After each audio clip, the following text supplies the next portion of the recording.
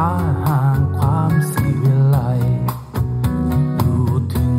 นอกเมืองเชียงใหม่จะไปขี่มอเตอร์ไซค์สีขาว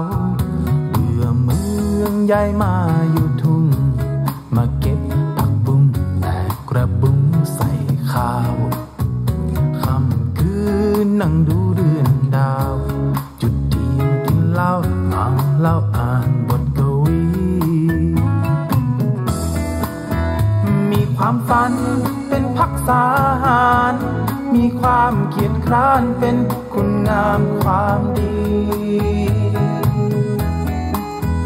มีความรักเอาไว้เพื่อเจือจานมีความเบิกบานไว้สร้างสรรค์สามัคคีมีหัวใจเอาไว้ร่ายบทกวีมีหัวใจเอาไว้ร่ายบทกวีเพื่อโลกใบนี้จะสิ้นโศกสิ้นตรองตูบดินตั้งอยู่ริมท้องนาไม่มี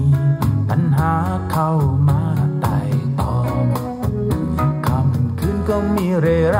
ร้องกล่อมลมช่วยไอหอมมาที่กระท่อมแสงดาว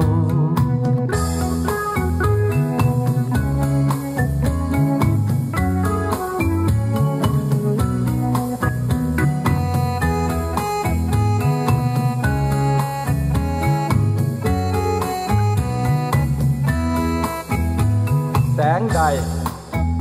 ส่องประดับดาวเวหนดาวใดเด่นในอนทการค่ำศรัทธายามของชนวิกฤตมั่นยืนจวบรุ่งย่ำเรือบฟ้าแรงแสงมีความฝันเป็นพักษาหารมีความเกียรติคร้านเป็นคุณงามความดีความรักเอาไว้เพื่อเจือจานมีความเบิกบานไว้สร้างสรรค์สามัคคีมีหัวใจเอาไว้ร่ายบทกวีเรามีหัวใจเอาไว้ร่ายบทกวีเพื่อโลกใบนี้จะสิ้นโศกสิ้นตรองตูบดินตั้งอยู่ริมท้องนาไม่มีปัญหาเข้ามาไต่ตองค่ำคืนก็มีเร่ไรร้องกล่อมลมโชยไอหอมมาที่กระท่อมแสงดาวลมโชยไอหอมมาที่กระท่อม